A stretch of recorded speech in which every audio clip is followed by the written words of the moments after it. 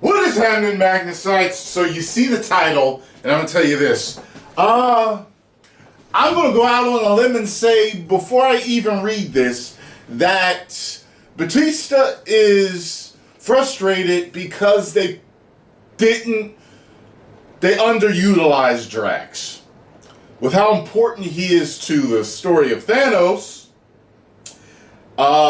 he's actually, spoiler alert, torn Thanos' heart out before. They've made Drax a joke character. Now listen, I actually really love Drax, man. And Batista was a guy I wanted to see succeed in movies because I didn't want The Rock to be like the fluke.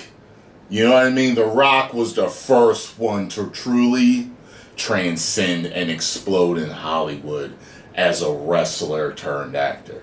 I really wanted to see Batista succeed, and he has. And I was like so happy when I was seeing his success with Drax and other stuff. But Drax is like he's most well known for, right? So, but the thing is, they made Drax a joke character, right? I was afraid that they were going to do that with Thor in Ragnarok, but they didn't. They made him into he's a powerful character that cracks jokes. That, you know what I mean? I was so scared in that first scene. I was like, man, this is too many jokes. I was laughing though, and I was like, Thor isn't funny. He's not meant to be funny. I'm sitting here watching this conversation with him and I forgot the dude's name, the fire. And I'm like, yo, this shit is cracking me up. Then he gets to fighting. And I was like, oh, okay. He's still badass. Okay, they're not going to make him hokey or weak or anything. He's still badass Thor, but he's also funny. Which reminds me kind of what they do with The Rock. They make him funny. The Rock has always been funny, but badass in the ring type of thing. And his characters have been a little bit diverse in movies. But anyway, you have to walk that line. And the fact of the matter is, Drax is much more intimidating and a threat in the comics than he is in the movies. So let's see if I am correct. Says here, the Guardians of the Galaxy have always operated as an ensemble, but each member has plenty of solo potential. They may be a team, but they all came from different backgrounds. Chris Pratt's Peter Quill had his backstory explored through his one-on-one time with his father. Kurt Russell's ego, the living planet, during Guardians of the Galaxy Volume 2. Zoe Saldana's Gamora had her own flashbacks alongside her similarly problematic pops in Avengers Infinity War.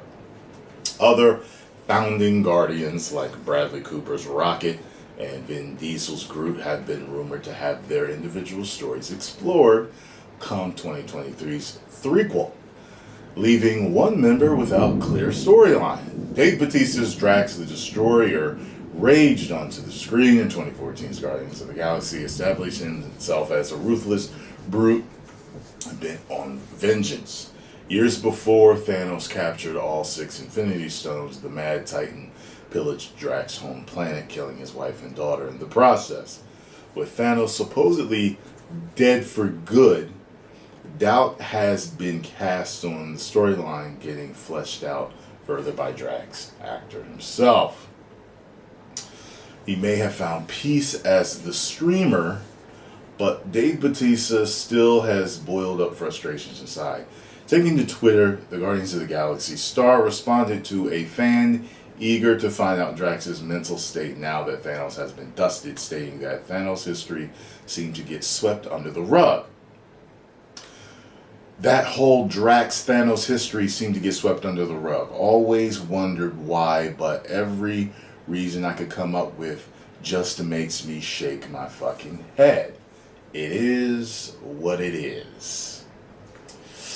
Yes. So, let me see something here. Okay, so it says here, this isn't the first time Dave Bautista has vocalized his issues with Marvel Studios. The actor infamously proclaimed his intention to breach his contract and not return for Guardians of the Galaxy in Volume 3 unless director James Gunn was reinstated. Disney eventually mended fences with Gunn, bringing the Guardians visionary back into the fold. Most recently, Batista noted Marvel did not ask him to reprise his role as Drax in the upcoming What If. Okay. Casting someone else's vocal talents. Regardless, Batista's latest frustrations are understandable. Drax the Destroyer premiered in 2014. That set on a path of revenge, but slowly fizzled out. Even when he got his one-on-one with the Mad Titan in Infinity War, Drax didn't exactly bring the same rage he had 4 years prior. True. To say Drax has a complicated history with Thanos would be a colossal understatement. Years before Thanos adopted his savior complex, he was a cruel conqueror and hopped from planet to planet, executing populations by the millions. Drax had 2 people close to him on the receiving end of Thanos' destruction. With a built-in relationship like that, the story writes itself. That's true. It's unlikely Drax will ever get a solo project, but a couple of flashbacks of his early encounters with Thanos couldn't hurt. With Batista, nothing does not intend. With Batista noting he does not intend to return to the MCU after Volume 3. Okay, well, I think that would be really cool to get something in the background. You know, his past where he met up with Thanos, maybe kicked his ass or fought to a stalemate or almost had him or almost had a chance to kill him and it didn't happen. You know, just like we had stories, you know, we had the story with Black Widow and we got the Connect 2 movies with her. They could definitely do that with Drax and give him more of an edge because he kind of became a supporting, and I understand. I guess I wouldn't have even called the Drax character, I guess, you know, up front, like, you know, Cap, Thor, Tony, you know what I mean? But